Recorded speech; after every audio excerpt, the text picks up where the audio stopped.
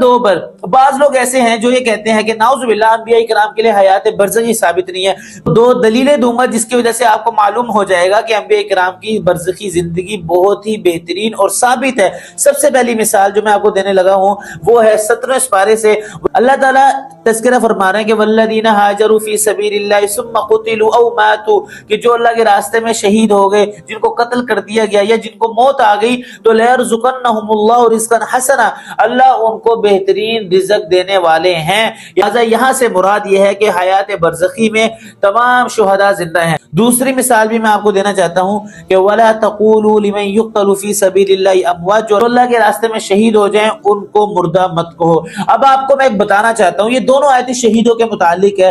ہمارا ماننا یہ ہے کہ سب سے زیادہ بہترین اور اعلیٰ لوگ اس دنیا میں انبیاء ہیں، پھر اس کے بعد شہداء ہیں. جب حیات برزخی شہداء کے لیے ثابت ہو رہی ہے تو لہٰذا یقینی طور پر ان سے جو اعلیٰ ہیں ان سے اچھی اور اس سے پہلے ان حضرات کے لیے حیات برزخی ثابت ہو چکی ہوگی. جی ہاں، یہ دو باتیں میں نے آپ کے سامنے کی. اب تیسرے نمبر پر ان لوگوں کا عقیدہ آپ کو ذکر کر کے بتانے لگا ہوں جو یہ کہتے ہیں کہ کوئی دوبارہ زندہ نہیں ہوگا، جسم ریزہ ریزہ ہو جائے گا، سب مٹ جائے گا، سب فنا ہو جائیں گے.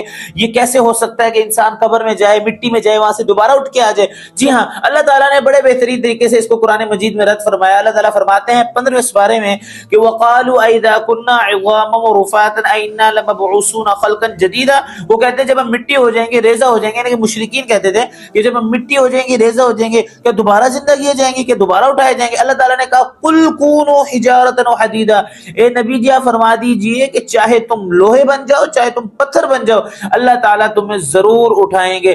آگے اللہ تعالیٰ نے فرمایا أَوْ خَلْقًا مِمَّا يَكْبُرُ فِي صُدُورِكُمْ فَسَيَقُولُونَ مَن يُعِيدُنَا، یہ تو ان کو مشکل لگ رہا ہے، یعنی کہ یہ دوبارہ اٹھائے جائیں گے. لیکن ان کو اپنی پہلی خلقت پر غور کرنا چاہیے کہ جب پہلی دفعہ انسان پیدا ہوتا ہے نہ اس کا کوئی وجود ہوتا ہے، نہ اس کا کوئی اسکیچ ہوتا ہے، نہ اس کا کوئی تصور ہوتا ہے.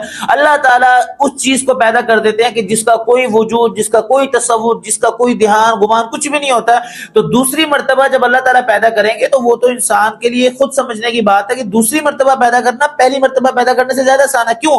کیونکہ ایک چیز جب بنا دی جائے تو اس کو دوبارہ بنانا یہ تو زیادہ آسان ہے بنسبت اس کے کہ ایک چیز بنا ہی نہ جائے. یہ تینوں باتیں میں نے آپ کو بتائی کہ انبیاء کرام کے جسم بھی حیات ہے، جسم میں زندگی ہے، جسم بالکل صحیح اور سلامت ہے. اور دوسرے نمبر پر میں نے آپ کو بتایا کہ حیات برزخی بالکل ثابت ہے. جب شہداء کے لیے ثابت ہے تو دلالت النص سے انبیاء کرام کے لیے بھی ثابت ہے. تیسرے نمبر پر آپ کو بتا دیا کہ وہ لوگ جو کہ آج تک یہ ہمیں دعویٰ کرتے رہے ہیں کہ کیسے زندہ ہوں گے، اللہ تعالیٰ نے بڑے بہترین انداز سے رد فرمایا کہ جی ہاں، تم چاہے پتھر بن جاؤ، چاہے لوہے بن جاؤ، اللہ تعالیٰ ہر چیز پر قادر ہے، اللہ تعالیٰ زندہ کریں گے. تو یہ میری جو ویڈیو ہے یہ ان لوگوں